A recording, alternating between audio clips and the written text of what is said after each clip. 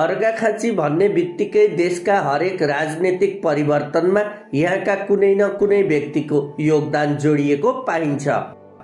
त्यसैको पछिल्लो उदाहरण बनेका हुन् भूमिका स्थान 4 धारापानीका 20 वर्षीय माधव सारू मगर, जो गत भदौ 23 गते काठमाडौँ बानेश्वरमा भएको जेनजी आन्दोलनका क्रममा प्रहरीको गोली लागेर शहीद भए। बुटवलको कान्ति माध्यमिक विद्यालयमा कक्षा 12 सम्म अध्ययन पूरा गरेका माधव थप अध्ययन र रोजगारीको खोजीमा काठमाडौँ पुगेका थिए। भ्रष्टाचार, कुशासन र व्यथितिको अन्त्य गर्दै देशमा आमूल परिवर्तन ल्याउने अभियानमा सहभागी भएका उनी सधैँका लागि देशका लागि शहीद बने।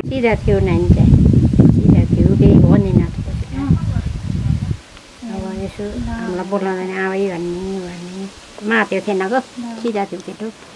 ठिक थिए, राम्रो थिए, अब राम्रा मान्छेलाई त्यस्तो हुन पर्दो रहेछ। भयो एकदम दुखी छौँ, हामी पीडित छौँ। माधव सारू मगर घरका जेठा छोरा हुन्।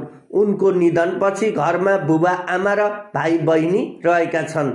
परिवार र आफन्तजनले सरकारले तुरुन्त शहीद परिवारलाई राहत, क्षतिपूर्ति र रोजगारीको व्यवस्था गर्नुपर्ने माग गरेका छन्।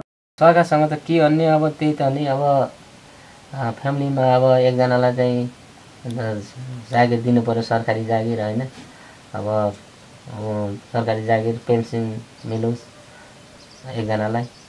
अनि चाहिँ घरका अब शहीद परिवारका सबैको घरको अब नानी बाबुहरू भएकोले चाहिँ पढाइदिन पर्यो राम्रो स्कुलमा। अब त्यही त देशभरका शहीदका आत्मालाई शान्ति दिन सरकारले के गर्छ भन्ने प्रश्न अझै बाँकी छ। तर परिवारको अपेक्षा छ जबसम्म सुशासन र न्यायको भावना कार्यान्वयन हुँदैन तबसम्म शहीदको बलिदानको साँचो सम्मान हुने छैन।